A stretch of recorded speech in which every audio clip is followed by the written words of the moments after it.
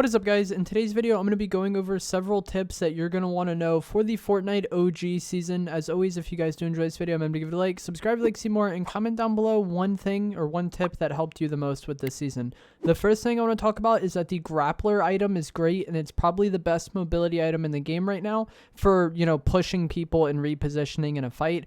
It now negates fall damage and has 20 uses. So whenever you see this item, you're probably going to want to pick it up.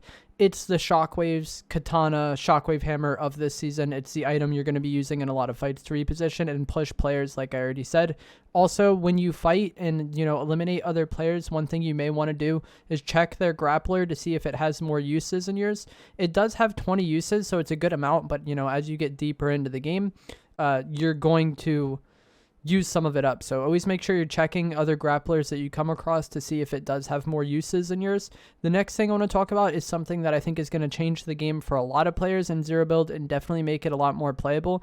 And that is that there's rifts all across the map, and these rifts are infinite, meaning they do not despawn. They will be there even after people use them. I'll have a map on screen now from Fortnite.gg. This is a website that you can use to check out all the loot on the map. It'll be linked down in the description below. But as you see, there's rifts all around the map. Most of them are on the edges, which can be really helpful if you're going to be landing at any of these spots. But there also are some more kind of in the center of the map, like under the house at Salty Springs. And I think this map is incomplete because there's two rifts on the map that aren't here, the red circles that I have. There are rifts there, but for some reason they're not shown on this map. So there may be a few extras in what is currently shown on the map right now. I would imagine it's something they're still working on and updating since the season came out. But like I said, these rifts work differently than how rifts have in the past because they're infinite.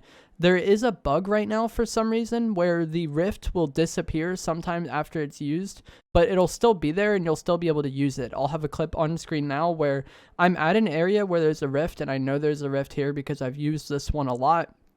But I can't find it, but I hear it. And so I ended up using it anyways, even though it wasn't there. So just kind of learn these rift spots around the map and try to use these as much as possible if you're going to be playing Zero Build. One thing a lot of players have kind of, talked about and commented on is the fact that there's a lot of open area on this map. But if you kind of play it to, instead of rotating from POI to POI, to rotate to the nearest rift and then kind of use that to get where you want to go, or, to push people, it can be really helpful. Also can be really, really good in game. If you're getting, deeper into the game and there's a rift area near you, then maybe you want to use that to get good positioning in game. These rifts are huge, and I think the more players kind of get into the habit of taking advantage of these, the better you're going to do in Zero Build. And like I said, they're infinite. Sometimes they'll disappear anyways, because what would a new Fortnite season be without bugs? But they still will be there and you still will be able to use them. Another thing that I've seen a lot of players kind of complaining about with this season is that shield is hard to get, and I think the spawn rate of shield is terrible. I definitely hope it's something that they kind of bump up or improve in some way, because it's really inconvenient to get shield. Personally, I like that we have more tame shield items like minis and bigs. It's not like slurps or pizza or shieldfish last season where anytime you damage somebody, they're just immediately back to full. But the prevalence of shield is definitely a problem, and one of the things you can do to help alleviate this is to land at an area with shield mushrooms. Fortnite.gg doesn't really have this on their site right now, but something like Wailing Woods, Dusty Divot, Shifty Shafts, there's a lot of shield mushrooms on the map, and if you're able to land at an area with shield mushrooms, not only are you going to use these to potentially get some shield, but you're going to save other shield items. If you are able to get a lot of your shield off the mushrooms, then you won't have to drink extra minis or bigs, and you'll be able to save those for later on in the game. I've found that landing at an area with shield mushrooms just is much more consistent for me than landing at an area like retail and hoping to get shield by looting and also having to fight a lot of players. So if you are getting super irritated with the spawn rate of shield, try landing somewhere with shield mushrooms. Keep in mind, though, these shield items being harder to get, it also makes it harder for your opponents. So griefing people's heals over the course of the game can be really relevant in fights, especially endgame, a lot more so than it was last season. Like last season, if I was endgame, I didn't really think of okay, I'm going to tag this guy and now he's going to have to waste his heals. I guess you kind of did with slurps, but even just like 30 or 40 damage that you do to people can be really relevant later on in the game, because they might have to waste heals for it. And if they don't have heals to waste for it, then they're just going to be weaker from that point on in the game. So that is something that I think that I've been thinking about more in Endgame than I did in the past. Big ammo boxes are still in the game. These are the upgraded ammo boxes, and these still can drop healing items. So if you are having a hard time finding shield, make sure you're checking the ammo box spawns as well and getting these big ammo boxes whenever possible. And there are also these new vegetable baskets. They kind of look like coolers. And these do have some vegetables, like you can get shield mushrooms from them. You can get coconuts, you can get other fruits and vegetables as well, but those are the ones that give shield. And just kind of check these if you are super desperate for shield. Campfires are also still in the game, and you can use them to heal white health. Even in Zero Build, you can light the campfires. Supply drops are also another good way to get shield items, and they also drop mobility items and high rarity loot. A lot of people have had a hard time getting, good loot. And that's just kind of how the game was back in OG Fortnite. It was a big deal to get a gold scar. And one of the best ways for you to find that high rarity loot is going to be from supply drops. And not only will these give you good loot, but you have a good chance of getting heals and mobility items. I opened one earlier today and got like 5 grapplers for some reason. It was crazy. But I think you need to make more of a conscious decision to get these drops than you would in the past. When you're crossing through any of these open areas, like we said, the map is really open. You want to take advantage of rifts whenever you can. You also want to take advantage of the ATK whenever you can. This vehicle is good.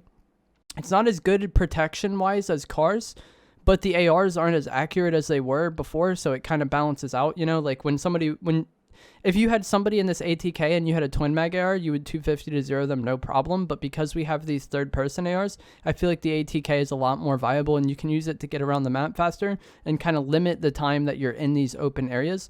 If you do have to cross any of these open areas, though, you want to run around with your cover item, like porta bunkers or forts, or your mobility item out already. That way you can react as fast as possible. If you're running with your bunker out and somebody starts shooting at you, they might not even break your overshield before you're able to use it. And then like the same thing is true with the rift to go. If you're running with a rift out and then, bad timing happens and someone shoots you, you can just pop that rift and you're out of there. And rifts are also really good this season because of the, effectiveness of ARs and the range of them not being as good. And then just also when it comes to crossing these open areas, you just want to be more mindful and take the route that involves cover. I'll have a clip here where I wanted to go to the diner at Dusty Divot here. And instead of running through this open field, I go a little bit more to the left, and this is going to be a longer way, but there's more cover that way. You know what I mean? I've seen people talk about, it's impossible to cross Loot Lake now, and that's true. If you just run through the center of Loot Lake, you're going to get killed probably. But if you go around on the edge, it's going to be a lot more safer for you, and you can kind of just take that mindset and apply it to any time you're navigating the map. Just be more mindful of the fact that the game is really punishing right now. One thing that can help with these situations is going to be that the bush item is really OP. People think of this as a meme, but it blocks 1 shot's worth of damage, and it can even block boogie bombs. So if you're in a shotgun fight and you have a bush and the opponent doesn't, you shoot them, they shoot you. Their first shot doesn't even count against you because it had to destroy the bush. This is also true with sniper shots. If you have a bush on, the sniper won't hit it. And like I said, if somebody tries to boogie bomb you and you have a bush on, you will not get boogied. So these bush items are basically like body armor. In Chapter 1, this would ruin aim assist, but I was using it a decent amount today and I didn't really notice it impacting aim assist at all. So I would highly advise using these bushes whenever you can. Yesterday I talked about how much harder bloom based ARs to use are than the first person ones, and a lot of people ask me, what is a bloom based AR? This is going to be the third person AR. So like the assault rifle this season, it has bloom, and what that means is that the more you shoot, your crosshair will expand, and then the larger your crosshair is, the less likely you are to hit shots because the bullet can go anywhere within your crosshair. So you need to manage the size of your crosshair based on the range you're fighting in. If the opponent is closer to you, they're going to appear larger, and so you can get by full spraying. But if someone's like super far away, you're going to need a tap fire and you're going to have less fire rate to make the gun accurate. And this is just like a constant balancing act where depending on the range of the fight will determine how you want to fire your AR. I'm going to have another video coming out talking about bloom in a few days probably, but that's the short of it. You need to manage the size of your reticle with the third person ARs depending on the range of the fight and how far away your opponent is. And bloom is the mechanic by which the crosshair expands when you shoot. The more you shoot, your crosshair expands until it reaches max bloom. Things you can do to limit bloom are going to be crouching, standing still when shooting.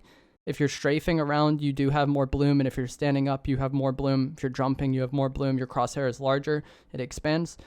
So if you want to be as accurate as possible, crouch, sit still, and tap fire. Now, obviously, this does make you an easier target, so there is a balancing act there. It'll really depend on the fight. And just if you happen upon somebody that doesn't know you're there, make sure you wait for first shot accuracy. That's going to be when the crosshair is kind of close to the dot. And when you have first shot accuracy, your weapon will be as accurate as possible. One thing I didn't know that somebody in my Twitch chat told me today is that the LMG has a very minimal bloom. I didn't get to use it very much, but I'll have a clip on screen now of me shooting the LMG, and you see the crosshair doesn't get very large at all. It would be easy to fill that crosshair with an opponent pretty much regardless of range. It does have some recoil, like here in this clip, I'll stop pulling down to counter it, and you'll see it does kind of go crazy. But if you just really hate bloom, the LMG might be a good weapon for you to try out. I haven't really used it much because I learned about this kind of towards the end of my stream, so I didn't get to play around with it much, but this is something I'm definitely going to try out more. The LMG does run through ammo pretty fast though, and it has a longer reload, so you need to be mindful of that. But this could end up being a weapon that a lot of players like using. I think you also definitely want to try to carry bunkers or porta forts in Zero Build this season. They've always been good, but I feel like with this season, the map is more open. There's less natural cover. It's harder to push people out. Like when we had katanas in the game and somebody like bunkers in a pub, you could just push them out, no problem. But like it's more punishing to fight now with less shield. The map is more open. So these cover items are going to be even more impactful in game than they were before, I think. And I've been using them a lot. Another thing that's a lot more impactful this season than it was before is going to be snipers. So again, the ARs are all third person this season. The scoped AR is there, but it's not very good.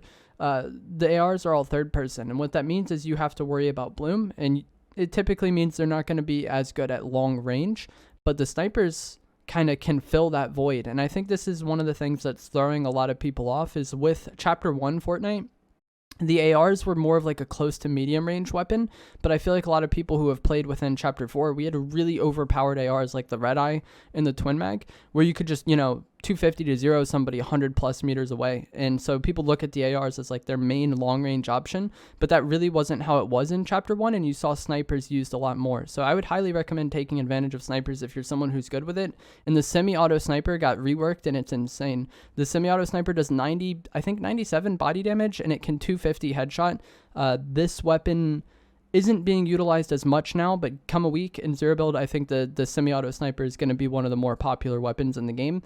And it is just very good. And like I talked about earlier with like griefing people's shield, one body shot with this is going to impact somebody's game. If they're 250 health, you're going to break their overshield and then do like 40 real shield damage to them just off a body shot. And if they don't have big pots, then they might not have anything to get back that, So the semi-auto is good. It's really good for griefing shield like I talked about. I think in squads, you're 100% going to want somebody carrying the semi-auto sniper. And if you're fighting someone who's using boogie bombs are back. I really don't see myself using them very much, though. They were really good in a lot of Chapter 3, but I think a lot of that was because of shockwaves, because you could just kind of shockwave yourself up and throw boogies down. It's harder to make that work with the impulse grenades, but boogies are still good situational, or still very good situationally. If you're fighting someone using boogie bombs, you want to try to stay above them as much as possible, or potentially move in such a way where they'll have to at least kind of hit themselves when they're trying to hit you. But it's just a very annoying item to deal with. I'll have this clip here where it was a 1v1, and the final player threw one at me, and he missed, luckily. And so from that point forward, I just kind of played the game to either be super close to him to where he would boogie himself, or to be above him where it'd be a really inconvenient angle for him to boogie me, and I ended up getting the win that way, and it worked out fine. And then one other final thing I want to talk on, this isn't really a tip, but it seems like there's way less AI in the game this season than recent seasons. I talked about this on stream, and a lot of people in chat agreed with me and said they've barely seen any bots. So if you have been having a harder time this season, it's a lot to adjust to. It's very different. The game is very punishing right now, but also less AI in the game makes that harder. It was much easier to win when like half or more of the lobby were AI. And if there's barely any AI now, there's, your percent chance to win the game is decreased. So just keep that in mind, is that this season is very punishing, and I think it's just harder in general because there's less bots. And if you're playing on launch weekend, the game is always really sweaty launch weekend. Even before they added skill-based matchmaking, it was always really sweaty when a new season comes out. That's just kind of the way it goes. But that is going to be it for this video. I hope you guys found this helpful, informative, interesting. As always, if you did, remember to give it a like, subscribe if you like some more, and comment down below which tip has helped you most in Fortnite OG.